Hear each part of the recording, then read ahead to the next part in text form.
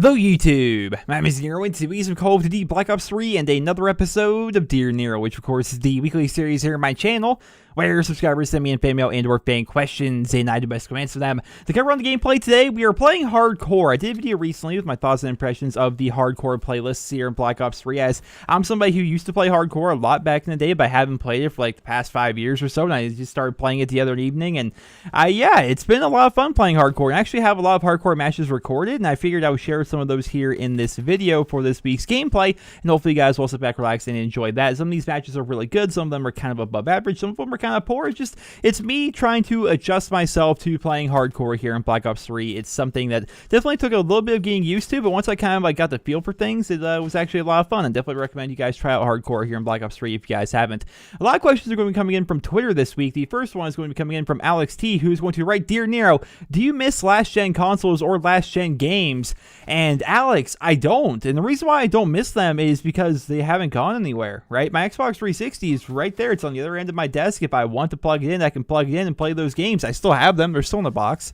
You know, I haven't like sold them all off or anything like that. I have all my old games, and if I wanted to go back to the Xbox 360 for whatever reason to play some last-gen exclusives, like maybe I want to play Red Dead Redemption, which may be coming to the Xbox One at a future date. They made it available for a short period of time, and then they took it away for some reason. I don't remember exactly the entire circumstances around that. But if I want to play some like good old classic Call of Duty games, or if I want to play some old games that I really enjoyed on my Xbox 360, I have the ability to do that. I can always do that. I don't understand why people act as if those consoles are dead and those games are dead. If you want to go back and play them, you can. It's just a matter of actually plugging in your console. Sure, you may have some difficulty finding people to play with online, but the vast majority of the time, if you're going back to an old gen console anyway, it's probably because you want to play a single player game or do something that you can't already do on your new console. So yeah, I mean, I never really felt as though I'm going to miss my old consoles because they're right there. I can go back and play them whenever I want. It's not as if I got rid of them. The next question is going to be coming in from the Bulgarian on Twitter, who's going to write, "Dear Nero, if you earn a weapon from supply drops, for example, the HG40, does it count towards the camos in the category?"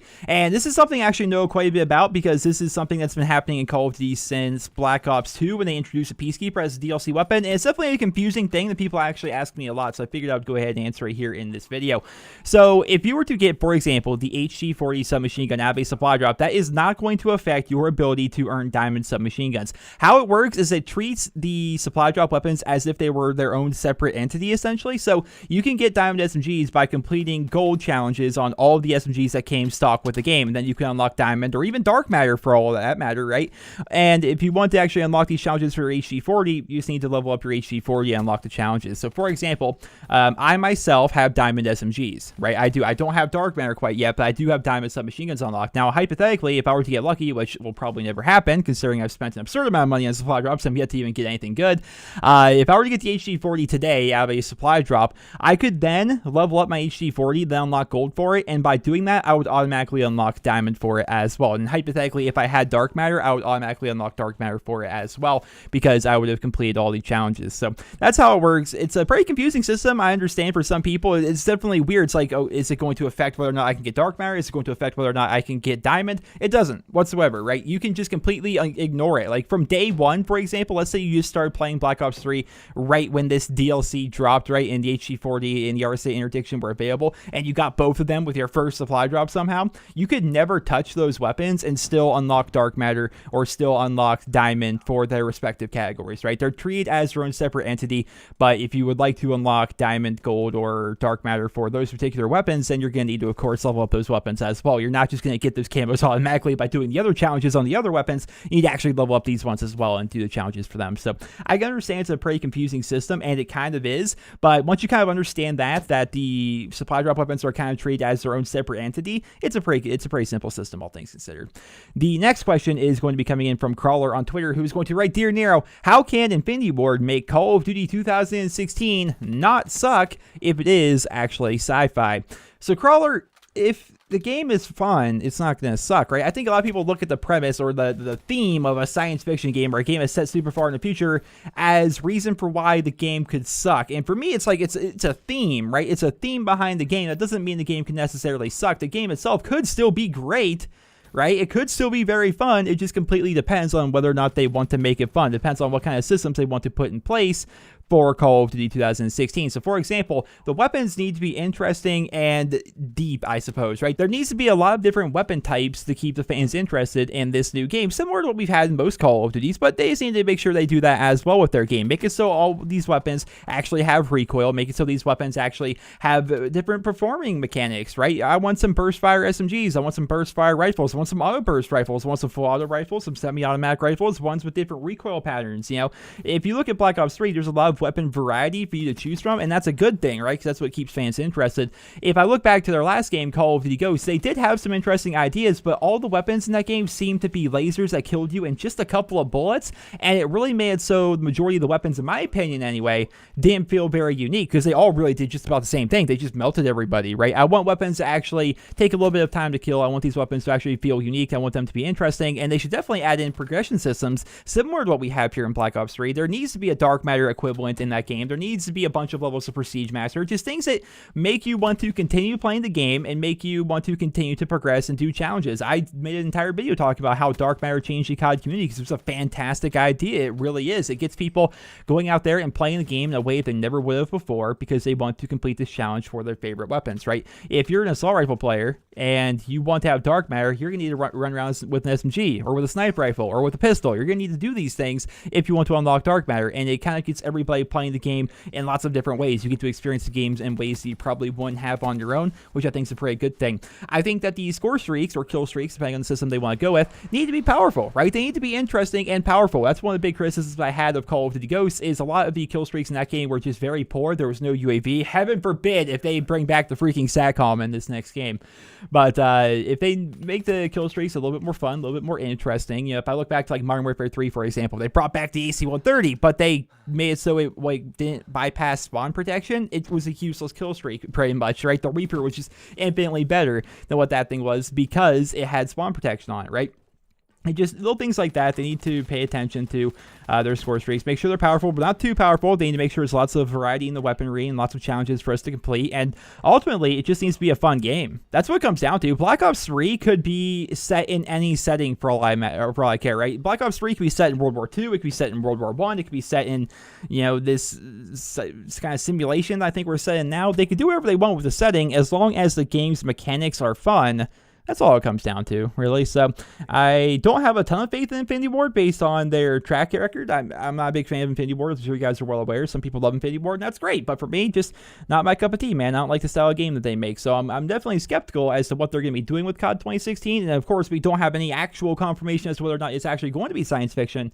But they can definitely make a good game with that theme. It just comes down to how they want to implement game mechanics into that theme. So definitely going to be interested to see what they're going to be doing with that. The next question is going to be coming in on YouTube, and he's going to write, "Dear Nero, I'd first like to say I love your videos, and you are the best content creator." Aw, thank you very much. Anyways, when do you think the new generation of consoles will come out, and what do you think they will be like? From Nathan T. So Nathan, I think we're several years removed from actual new consoles, right? But there's a video I made recently talking about how they plan on making a PlayStation 4.5 or a PlayStation 4K, depending on what you want to call it, where essentially they're going to be making a slightly beefier PlayStation that's going to just have better graphics power, essentially. And they're doing kind of the same thing for the Xbox, but they're going to be making the Xbox like actually upgradable. At least those are the rumors that are going around right now. So we're definitely going to see those before we actually see a proper next-gen system coming out. And me personally, I'm in a weird situation where gaming is like what I do a lot. Yeah, I'm really kind of chained to this desk, I suppose, in terms of work, in terms of play as well. You know, I do YouTube, but I also like playing video games for fun as well. So I'm always here, right? And so I would be more than happy for a next-gen console to come out like this November. I think that would be fantastic. And I think it'd be great because the current systems aren't that powerful in the grand scheme of things. They weren't very powerful when they first came out. They had outdated hardware from the day they released. You know, they just weren't very powerful. Of course, they run games a lot better than the 360 or the PlayStation 3, but we're talking about those systems that are like 10 years old now. So I would definitely like to see more powerful systems come in the near future. What do I think they would be like? I think they'd be about the same as what we have with the Xbox One and the PlayStation 4, but they would just have more graphic power, which is what they apparently are going to be doing with the PlayStation 4.5 and this new upgradable Xbox One. So that's really all I expect them to actually do, just more power. That's what every console upgrade essentially is more power and the ability to do more things. Hopefully they come with bigger hard drives by default. I think that would be great. I think the vast majority of fans feel a little bit ripped off of their hard drives, considering we have to install every single game that we want to play, and there's not a lot of space on that hard drive initially. Like, it's very easy to fill up your hard drive. Yeah, that's all I'd really want to see out of a new system is just more power. Make it so I can run games at a full 1080 60. That's what I want out of every single game. I know the PlayStation 4 runs just about every single game at 1080p, but not all of them. And the majority of those games that do run at 1080p are also running at 30 frames per second. I want them all to run at 60, right? I want them all to be as powerful as my PC. I think that would be fantastic. So same thing goes, of course, for the Xbox. So I don't think we're going to see them anytime soon. The PlayStation 4.5 and this upgradable Xbox One, we're going to see definitely before that. And we don't really have an ETA on when those are going to come out either. So I would say we're a good ways away from a console transition again. So if you're somebody that just bought an Xbox One or a PS4, you're probably going to be pretty good for a while. I saw a lot of people on my video when I talked about the PlayStation 4.5 talking about how they just bought a brand new console, and you guys are okay. Maybe we're probably several years away from seeing any kind of an upgrade to either one of those systems. The next question is also going to be coming in on YouTube. He's going to write, Dear Nero, I was just wondering if you play any mobile games such as Clash of Clans or Clash Royale. This is my first time sending a question to you, so it'd be cool if it was on Dear Nero. Love your channel, man. Jeffrey from Arizona. So Jeffrey, I'm not a mobile guy whatsoever, man. Like I just mentioned in the last question, I'm chained to this desk. I'm here all the time.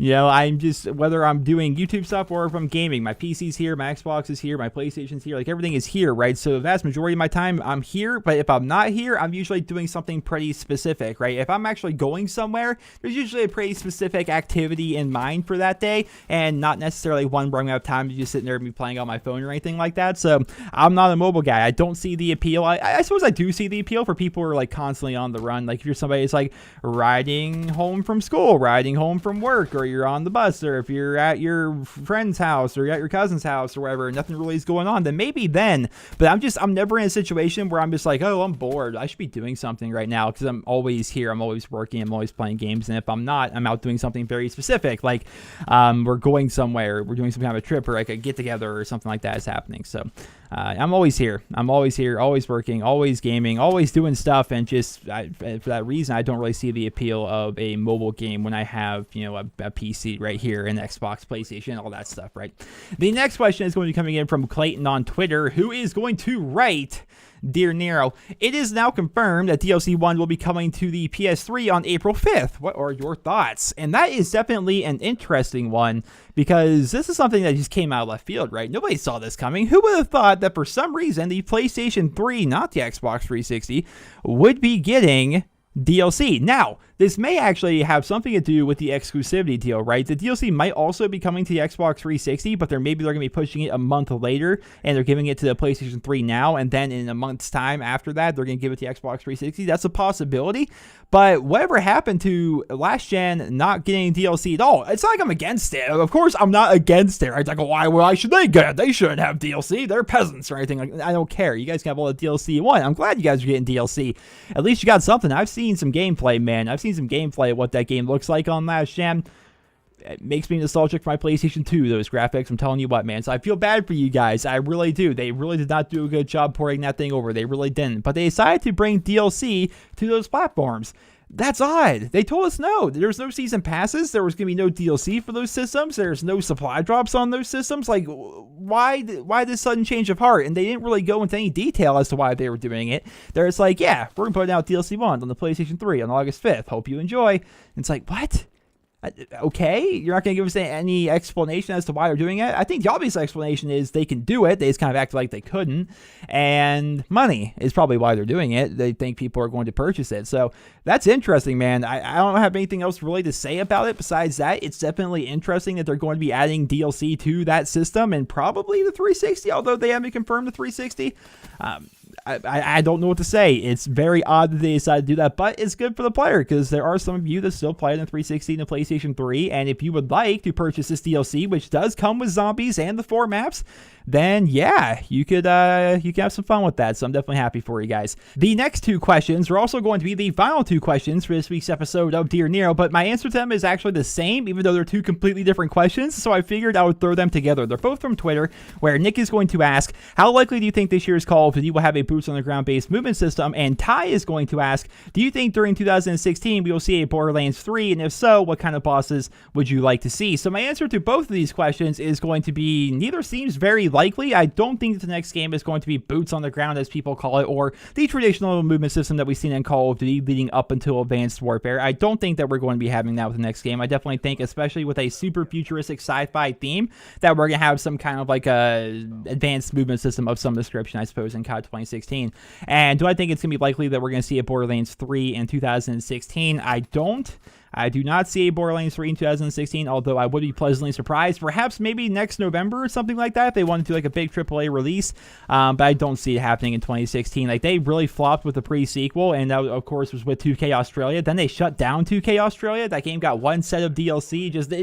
It was a big mess, the last Borderlands game, the pre-sequel that came out. So I don't see a Borderlands 3 actually happening. Right now, Gearbox is working on... I should know this. What's the name of the game? Battleborn, I think it is. Like, they're working on a bunch of stuff right now, and so I'm not entirely sure if a Borderlands 3 is going to come out this year, although I think it would be great, but I highly doubt it. But when about Borderlands 3 does eventually come out, what kind of bosses would I like to see? I would like to see big and difficult raid bosses, unlike what we had in the pre-sequel. See, in the pre-sequel, and this is one of the reasons why the game flopped to me, because there's no reason to farm legendaries, there's no reason to continue playing, was the final boss of the game was also the raid boss, which is the laziest way they possibly could have gone, and that raid boss was extremely easy and boring to play. Like, two undergeared people could very easily kill him. In fact, I did it with my brother, I did it with some of my friends. It was an easy raid boss to kill. He was not difficult whatsoever. Then you think of Terramorphous from Borderlands 2. Look at this guy, man. He was giant and he was very difficult. Like he was one of those guys that you talked about in like Hushed Whispers. Like, Terramorphous was freaking scary. He was giant. He was ridiculously difficult to defeat. Like, you need to have a bunch of good players with a bunch of good gear to take him out. It was fun trying to take down Terramorphous, and we did not have that in the pre-sequel. Or you look at Cromrax in the Son of Cromrax DLC. Like, this is a big, scary guy, and this is actually footage from a Let's Play I did a long time ago. He's a big, scary guy, and he's difficult to take on, and you need to actually have good weapons to be able to cope with his abilities. He actually has mechanics that you have to deal with and stuff like that. So I think that's where the pre-sequel kind of failed, is they had no end game content, and the reason why end game content is important in Borderlands is because you want to continue to farm legendaries, right? You want to go out there and I'm thinking of like Borderlands 2, for example. You want to go get your Unkempt Herald. You want to go get like your Hellfire SMG. You want to go get your B Shield. You want to go get all these different weapons, all these very powerful weapons from some smaller, minor bosses out there in the world. And so you can take those weapons and equip them to yourself and try and make yourself a more powerful character so you can take on the big, scary, nasty raid bosses. There was no big, scary, nasty raid boss in the pre-sequel, so all of it felt like it was for naught. There's no point to actually do any of this, right? There's no point in trying to get the best gear possible because there's nothing to kill it with that would actually be challenging or remotely rewarding, right? So that's why the pre-sequel kind of failed for me. I was definitely looking forward to it, but it was definitely a flop of a game in my personal opinion. Opinion, internet, opinion. And yeah, that's why I haven't really played it. Like, I put, 50 hours, I'd say, into the pre-sequel, whereas I put like 250 hours into Borderlands 2, and that was like after I already played it a ton on console. Like, that 250 hours is just on PC. Like, in total, I probably put maybe 500 hours into Borderlands 2 in my lifetime, man. That is a fun game. Love it so much. But yeah, Borderlands 3, do I expect it this year? I don't, but we'll see. We'll see. You never really know what could happen between now and next December, so maybe. But, yeah, I'm not really holding my breath on that. I think it'd be cool, though. And that, ladies and gentlemen, is going to conclude this week's episode of Dear Nero. I hope you guys all enjoyed it. If you did, please drop me a rating. I know this is a shorter episode than usual, but ultimately, the episodes of Dear Nero come down to your questions, right? It comes down to your questions. I don't make these questions up. It's what I get from you guys. And a lot of questions that were sent this week were repeat questions, or just really silly questions in general that just wouldn't be good on the show, I suppose. So if you guys would like to submit your questions for the next episode of Dear Nero, it's actually a very simple process. You go to my YouTube channel, go to the About section, and from there you will find a Send Message button where you can send a message for Dear Nero via YouTube. Or alternatively, if you use Twitter, you can write me at NeroTweets and use the hashtag Dear Nero, and then you can submit your question that way. And I read through them every single Wednesday morning, and I will go through and try to find the questions that I feel as though would fit best for the show. And most notably, I'll try to find the questions I've answered a million times, which is hard. It's definitely hard. That's one of the reasons I had considered canceling Dear Nero after episode 200, because I've answered so many questions at this point that a lot of these these shows are like repeat answers and stuff like that. Like, it's just, there's only so many answers I have for you guys. So I'm considering ending at 200. I know a lot of people don't want me to, but we'll have to see. We'll definitely have to see what goes on between now and episode 200, which is several months away. So don't worry about it. It's not like it's going to be ending anytime soon or anything like that. So we'll see. But once again, if you guys would like to submit your questions, that's how you do it, via YouTube or via Twitter. And yeah, if they're good questions, entertaining questions, and above all, questions I haven't answered before, they may be featured on the next episode of Dear Nero, which goes up every single Wednesday. I hope you guys all enjoyed the video. Please drop me a rating. I hope you guys all have a wonderful day.